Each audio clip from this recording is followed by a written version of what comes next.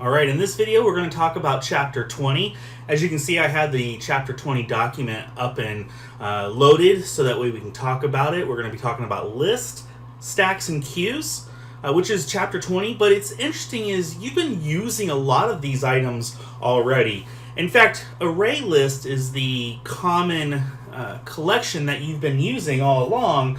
So this chapter is only going to expand on that a little bit more and talk a little bit more about some of the other type of collections. So let's jump in and talk about them. As I've already brought up, the collections are objects that hold and organize other objects, and oftentimes they are of the same type. Now, in some of the collections they don't have to be, but typically they are.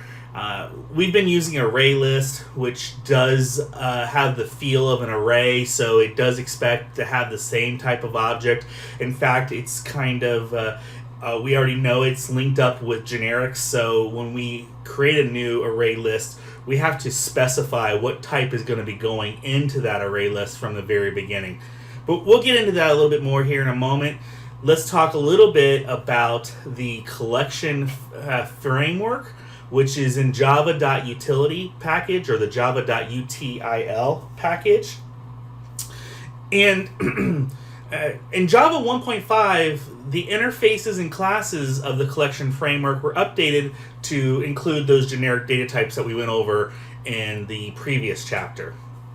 So the Java collections framework consists of those interfaces that can be implemented to create collections. There's already implementations of those, so we have some concrete classes of those interfaces, and then we have some static methods that perform common tasks on collections, and we're going to talk about all of those. There's also three main types of collections. You have your sets, which are collections of elements that do not allow for duplicates. Then we have list, which is something we've already been kind of using, and that is ordered collections of elements with duplications possible. And then maps, which are a collection of elements with each element having a key. Now we're going to scroll down here a little bit and take a look at this figure 20.1. This is kind of a map of what the collections framework looks like. And as you can see, way down here, we have the array list, which is something, like I said, we've already been using. So let's go ahead and continue talking about this. And this is the collection interface. Definitely want to take a look at this figure that I just showed you, as well as you want to take a look at figure 20.2 on page 778 in your book. This is going to give you some more information about the methods that's in the collection framework. It's definitely helpful. So one thing to know is that when you're using the collection framework, most of the time you're going to go ahead and just use the already existing concrete classes. So instead of implementing your own collection interface, which you will do from time to time when that's needed, but most of the time you're going to just use something that's already created, like an array list or a linked list. So we're going to continue a lot of that today and talk a little bit more about that. In fact, let's go ahead and jump into a quick example.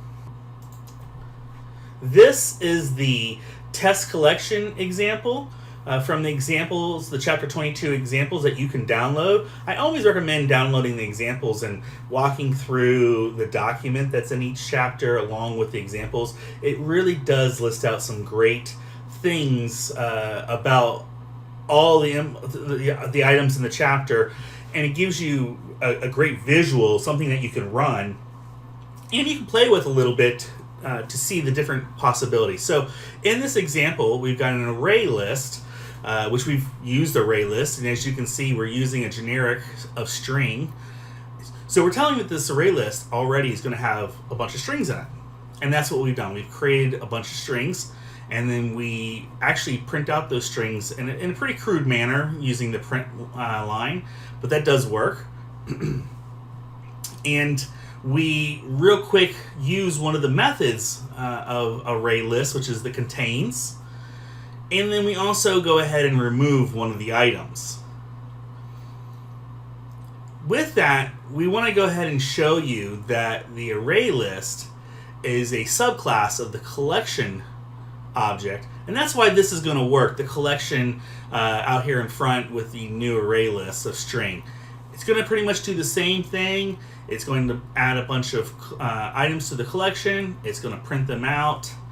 And then what we're going to do is, in this line, we're saying, hey, let's make another array list of type string called C1.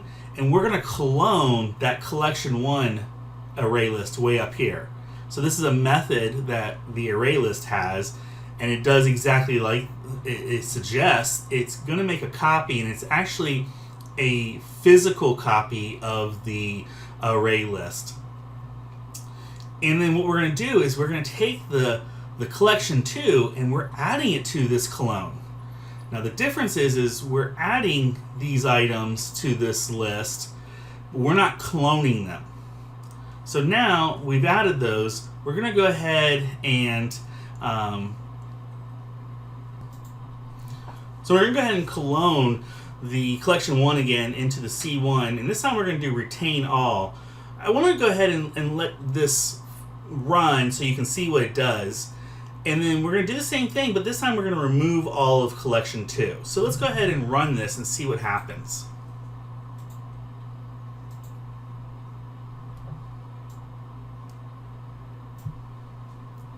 So here we have, let's go to the very top, we're adding the collection items. We're saying a list of cities in collection 1, and then we're doing that crude printout of what's in collection 1. We're asking, is Dallas in the collection? And it's saying true. We're now removing the Dallas from the collection.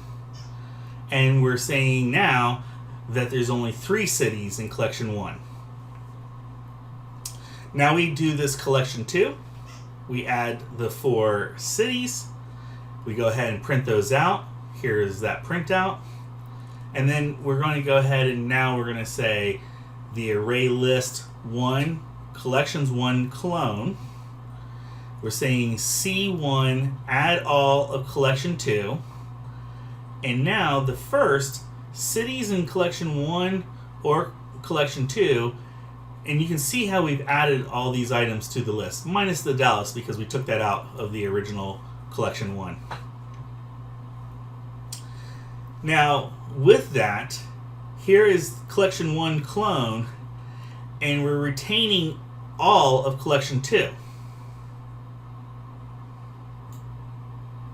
So what that happens is so again, remember that what we're doing first is we're putting C1, which we described up here, back to just collection 1, which is only those 3 items that we had, which is New York, Atlanta, and Madison, because remember we removed Dallas.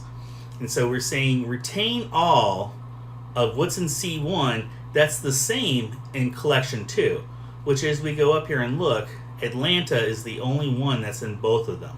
So that's why Atlanta is what comes out. Now with that being said, we're going to once again clone collection 1 into C1, and we're removing all, which is if you find anything that's in collection 2 that's also in collection 1, then or now C1, remove it. And again, as we said, Atlanta was the only thing that was similar. So with that being said, Atlanta is no longer there while New York and Madison remain. So that's how this one example works. And again, it's in this example we're seeing us use the collections along with some methods that come along with the collections. All right, let's go back to our document here. And the next thing we're going to talk about is the iterator interface. The iterator interface is used to pass through or iterate over elements of a collection. You can kind of think of an iterator as a pointer to the items in an element. And with that being said, the iterator has 3 main functions. It has the hasNext, which only is a Boolean, it returns a Boolean, true or false, of whether there's an element next. It doesn't do anything. It doesn't actually move the item to the next. In fact, to move it to the next, you have to move the imaginary pointer with the next call. And if you want to, you can say remove, and wherever the iterator is pointing at that current moment, that element will get removed from the collection. So again, let's go ahead and take a look at an example. This is test iterator. We're not going to spend too much time here because it's pretty self-explanatory. We have a collection, and then this is where we set up the iterator. We're going to then use the while loop, and remember, the while loop keeps going as long as this is true. So when we set up the iterator, we're saying, hey, does the iterator have next? Which is true as long as there's a next item. When it comes in here, the iterator then moves to the next item and actually does uppercase. Now remember, when you set up an iterator, it actually puts the pointer before the first item. You got to remember that. And that's why when you, and it does that so that way when you're doing a loop, you can always go ahead and say, hey, has next will return true or false. If the item doesn't even have something in there, it would return false. But if it returns true, then you still have to go ahead and move to next to get to the very first element. Then, you go back to the while loop. It will say has next. If there's another element that's next, it'll say true. And then you'll move to that element and make use of what's at the pointer of that iterator. This loop continues until it gets to that last item, which there is no has next. So it'll come back as false, drop out of this while loop. It's going to print a new line, and then because our iterator is still pointing to the very last item, we can say iterator.remove, which it will remove that last item, Madison. And then we're going to crudely print out the collection.size. I shouldn't say crudely, that's the way you print it out, is doing that, is collection.size, and it's going to print it out. So let's go ahead and run this. And here is that the New York, Atlanta, Dallas with our iterator running through the has next. And this is only doing a print, so it's not doing a print line. We got New York, Atlanta, Dallas, Madison. We removed that last item, and instead of having 4 items, we now only have 3. There you go. So that is the way you use an iterator.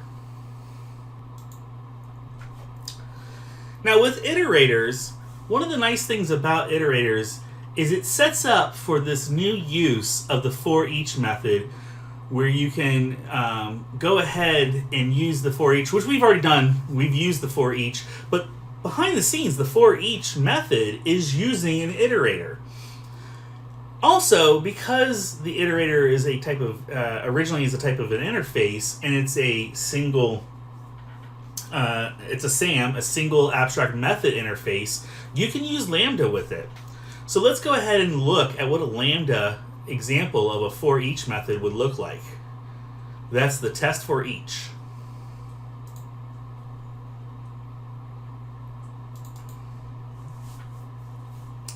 So in this, simply we have a collection, we've added a bunch of items, we're doing the collection.forEach, and we're using a Lambda statement here to print out each item to uppercase.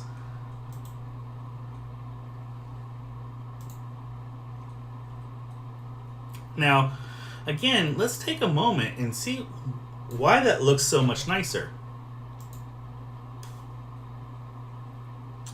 This entire set of code from here to here is literally summed up with one line of code just like that. And that's why Lambda is pretty cool. We like it because it definitely can make code look easier. And behind the scenes, the code runs more efficiently. All right, back to our document. Now we're going to talk a little bit about the list interface. So a list is an ordered collection in which each element has an index starting from 0. You can do duplicates in a list, but the elements of the list must be of the same data type. The list interface extends collection and includes all the methods that we just went over, but it also has its own methods. So take a look at the UML diagram on page 783, 20.3 to kind of see what those list methods are. One of the interfaces that we like to cover when we're talking about the list interface is the list iterator. The iterator interface, just so we talked about an iterator before, and it had three main methods. And the main purpose of it was to go forward. What's nice about the list iterator interface is it allows you to go both forward and backward. So now we have previous as well as has previous. So you can go in either direction. It's important to understand this. You're going to need this for your homework, so kind of keep that in mind. And as an interface, list cannot be instantiated, but it has a concrete class. And those concrete class are ArrayList and linked list. Now, I think there are a couple more, but those are the big two that most everyone uses. In fact, like I said, you've been using ArrayList already.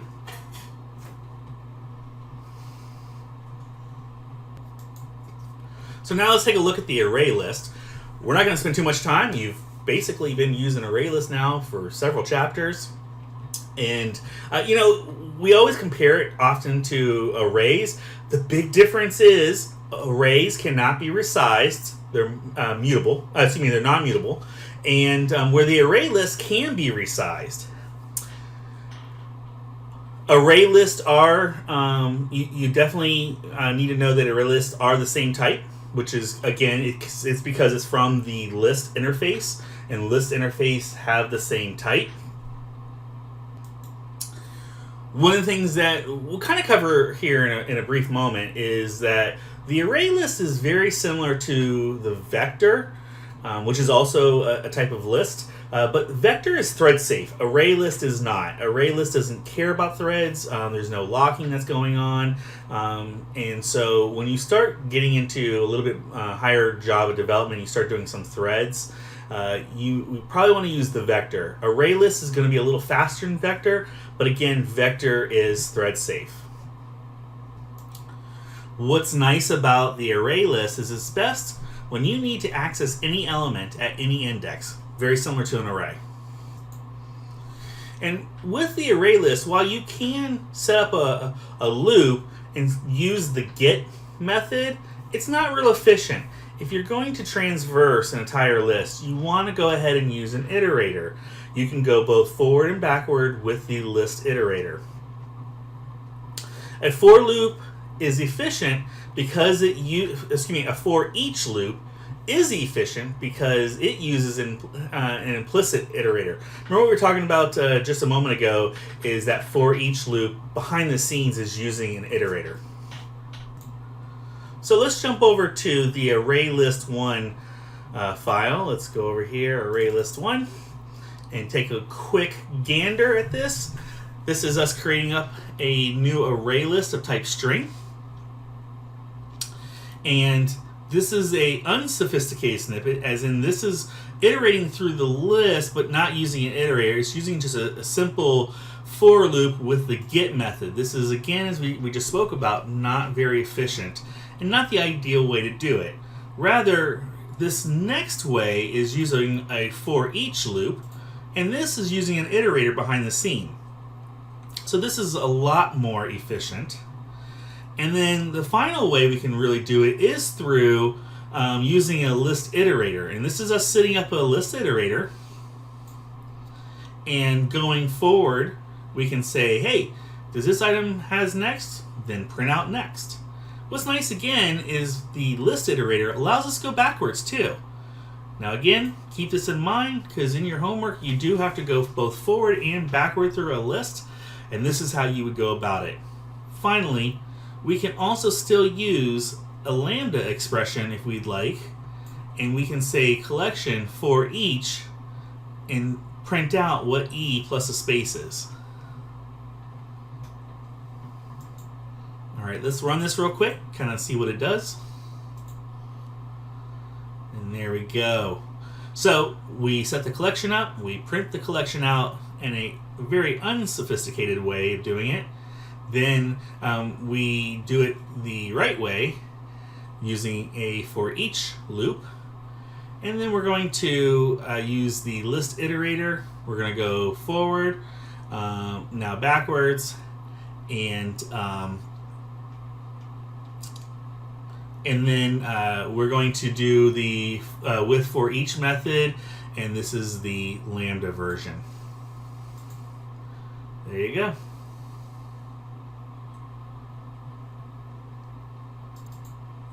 All right, let's get back to our document. Take a look at that. All right. Next up on our list is linked list. A linked list is an ordered collection created in the linked list class. A linked list can grow or shrink in size, and like the array lists, linked list allows insertions in the middle of the list. Also, duplicates are allowed.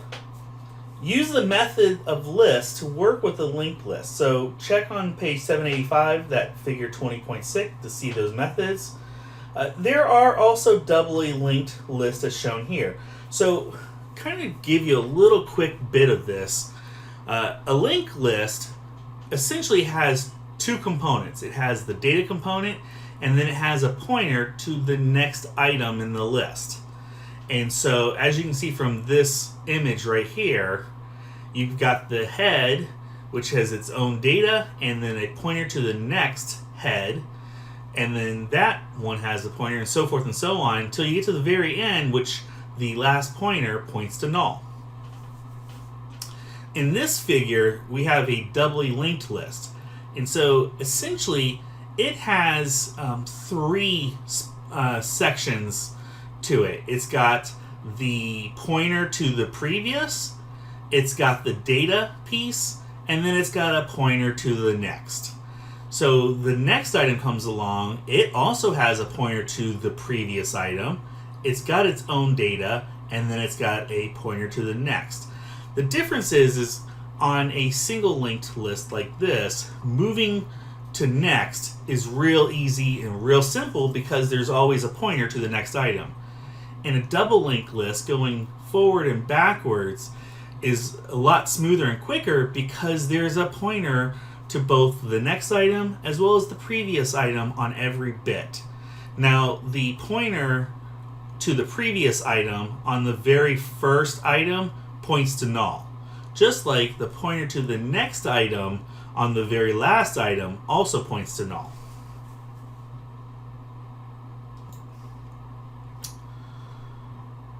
So with linked lists, you can create other data structures like stacks, queues, trees, and dequeues.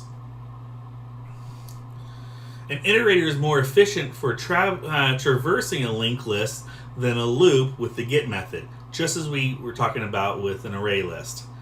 Iterator doesn't have to have an add method.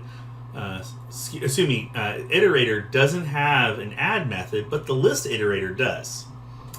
This add method will add a new element before the iterator's current position. So as you're iterating through something, if you want to use the iterator's add method, it will create that item before the current position.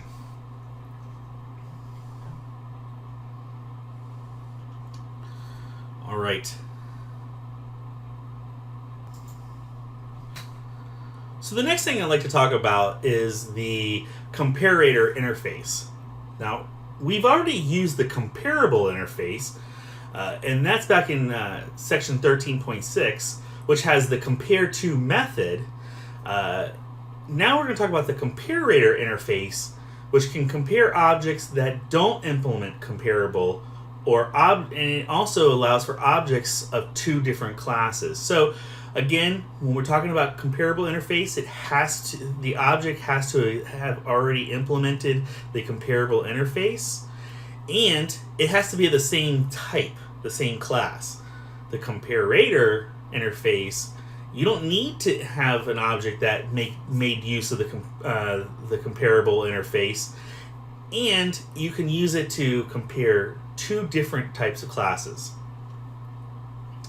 The comparator has the compare method, so we're going to see that here in a moment. Another big thing to know about the comparator interface, it too is a SAM interface, which is a single abstract method interface, allowing us to use it with Lambda.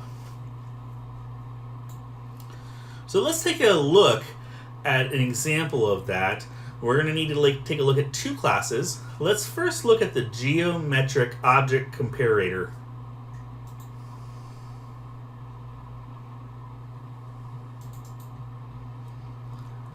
So here is the geometric object comparator, and I really want you to focus on the fact that it implements the comparator interface. Don't worry too much about the Java IO serializable. Also, don't worry about this suppress warning. This is some things that we had to do to make sure that this class worked correctly. But again, the important thing is this comparator, when you implement it, you have to then make use of this public int compare.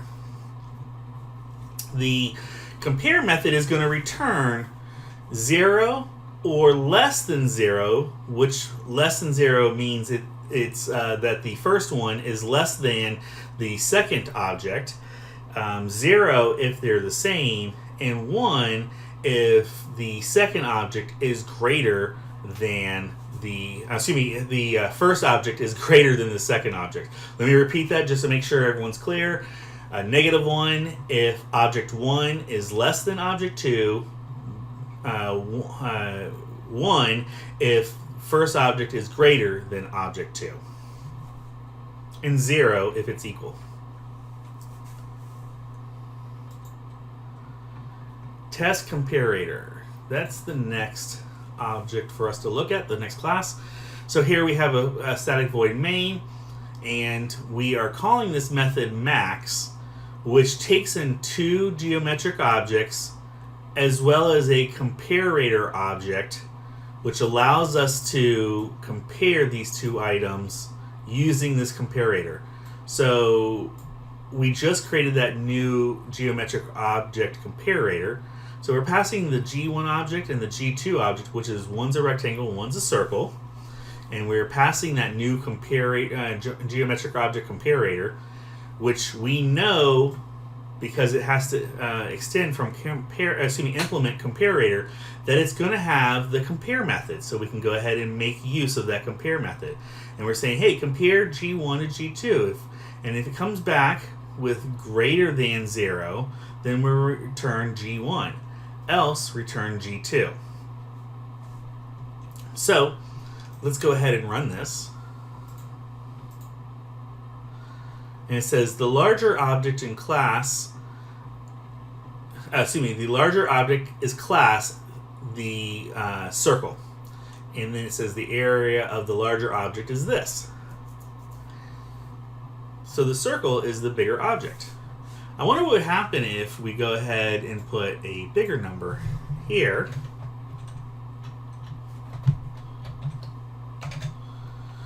And save this. Now let's run it. Now the rectangle is bigger with a size of 400. And that's because our geometric object is getting the areas of both ones and comparing which one is the same. Now, interestingly enough, in this area, it does return 0. Our comparator does return 0 if the objects are identical. Notice how we're not really checking that. In fact, we're saying if it's greater than 0, then G1 is our greater than, is our bigger item. But it's not comparing to say if it's equal. If they were equal, this code would return the fact that G2 is the bigger item. A little bit something to think about. In fact, you probably would call that a bug. Now, in our homework, I'm going to go ahead and make use of the comparator object, but I'm going to do it in a method where we're going to use lambda to do it instead. Very similar to this, but again, we're going to combine these 2 classes all up into really one easy lambda statement. So we'll see that here in a little bit. Let's get back to the document. All right.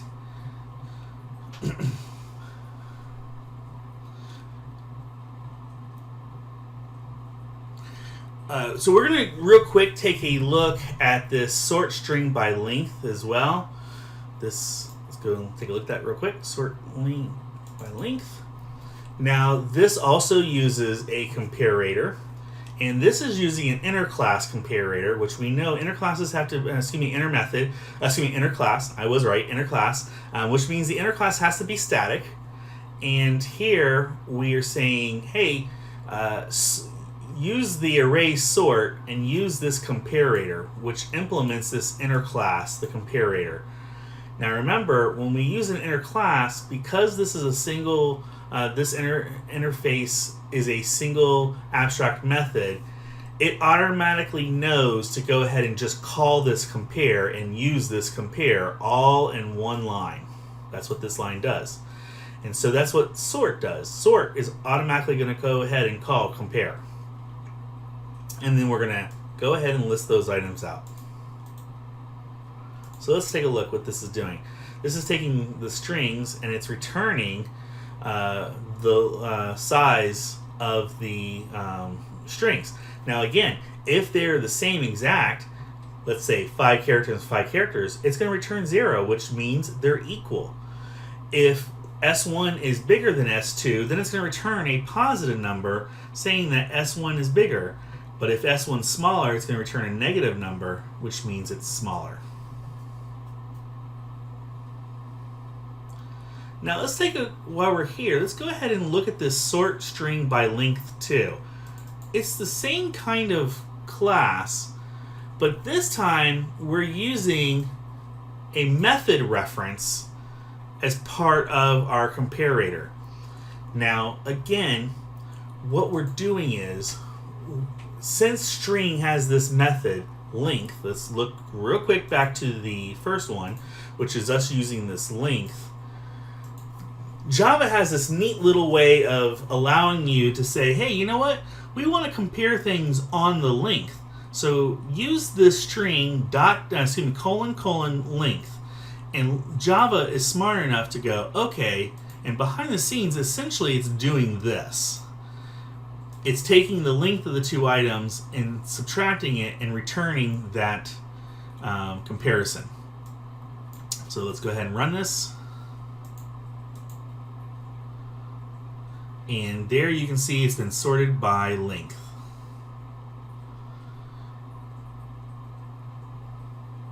And that's smallest to largest, sorry. All right, real quick while we're here, let's comment this line and uncomment this line. This is the same as this, except now we're using a lambda statement, which, as I told you before, since this is a SAM interface, we can use lambda. We can say e.length. These two lines are identical, and as I've told you before in Java, there's so many ways to do the same thing, and it really sometimes comes down to preference. Sometimes it comes down to where you work, if they prefer one thing over the other. To be honest with you, in my experience, the first way was the way people used to do it. Now most people are doing it with lambda statements. Lambda has kind of made a big statement in the coding world, and so a lot of people use lambda wherever they can. Let's go ahead and run this. We're going to save it, and as you can see, the output's the same. So let's get back to our document.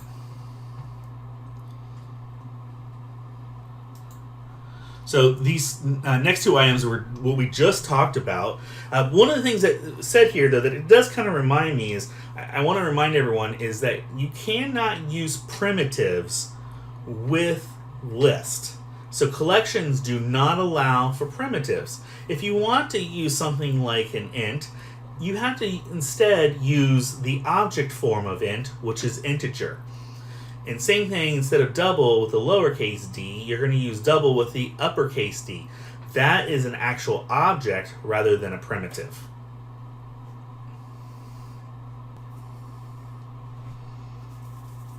All right, so the next thing on this document is the sort string ignore case. We're not going to really look at that. Do take a look at it on your own. It does make use of some lambda. We did already look at the sort string by length too, which is really neat. But what we're going to look at next is the human and human sort by name and age.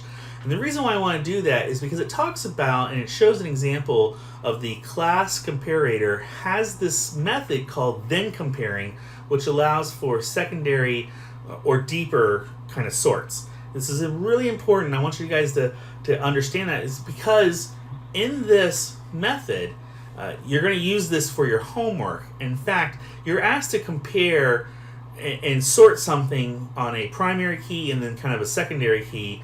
And if you don't do it this way, you're probably doing it wrong. So I'll kind of throw that out there. Hopefully we'll take a look at that when we do the homework to kind of give you a little bit of an idea. But it is important to understand that the then comparing of the comparator is something you want to take a look at. So let's go ahead and jump into the human Java. So here we have a basic object that we've set up, or a basic class I should say, with a name and an age. And we are doing nothing but setting it up. Then we've got some getters and our typical toString override. Now let's look at the human sort by name and age. This, we're going to go ahead and create an array of 1, 2, 3, 4, 5, 6, 7 humans, all with a first name and a last name and an age. Now we're going to use the arrays.sort, which does ask for a comparator. And we're going to use an inline comparator with a method. So this is back to what we did with this line, a method reference. So we're using a method reference here. Nice, right? But we're saying, hey, compare human by their name. Then compare human get age. So remember, human has that get name method, so that's what we're calling. So it's going to use the get name, and then it's going to use the get age method to compare. So the reason why it does that is, in this case, the Jones are all going to get sorted, and then by their age, which is different than sorting by last name and then age. That doesn't always come out like we had hoped. So that's why this is a lot easier. It works nicely, comparing the human and then comparing. And then we can print that out. So let's see what that looks like. And there you can see the Jones are all sorted, and then along with their ages. So we've got Jones A is 22, then D is 20, and then the two M's are sorted by their age. Same thing with the K's here, Smith K's, 17 and 21. Excuse me, 17 and 22. So that's the then comparing.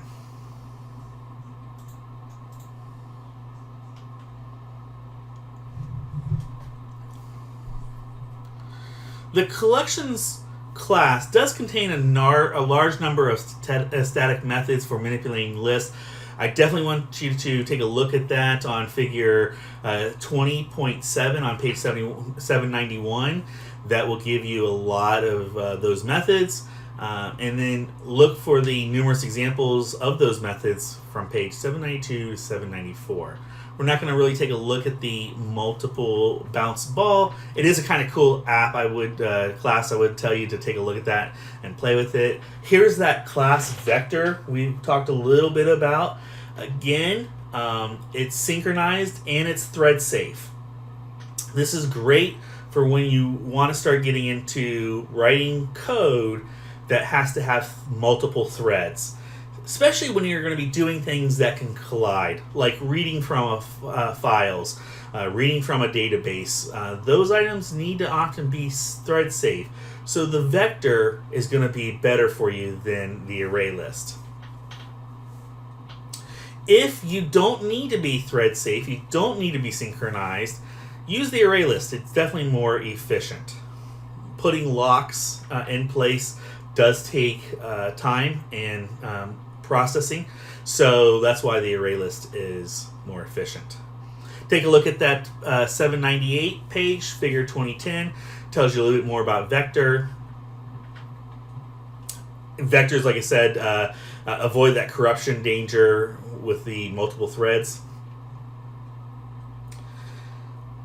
And the line below here, the vector double v1 equals new vector double 110, it's simply saying that the initial capacity of the vector is 100 items, and that when it needs to expand, it should expand by 10 elements each time. All right, class stack. We've talked about stack in class before. Now we can make our own stack. Oh, we don't need to, because we already have a class stack. It's one of the classes, one of the concrete classes in our collections foundation. When I refer to stack, I tend to say philo, which is first in, last out. In this document, they're calling it LIFO, which is last in, first out. And so, again, the idea is, think of a stack of plates. The first plate put on the stack will become the bottom of the stack and will be the last item that comes off the stack.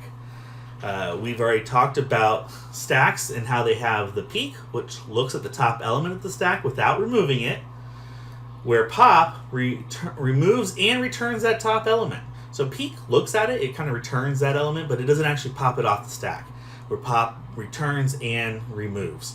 Push adds an element to the top of the stack. The next is the Q and DQ interfaces. A queue, which is a first in, first out collection, and oftentimes that's really how we want things to come to us. We want to do first in, first out. So oftentimes we're using Q. The big difference between Q and DQ is that DQ is is double into Q. Instead of just being first in, first out, you can do first in, first out. You can do last in, first out. You can get things from both ends of the queue. And so that's what's nice about the queue.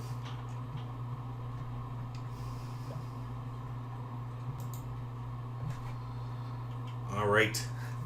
Priority queue. This concrete class inherits from the queue interface, and priority queue uses natural ordering, alpha for strings, to sort its elements.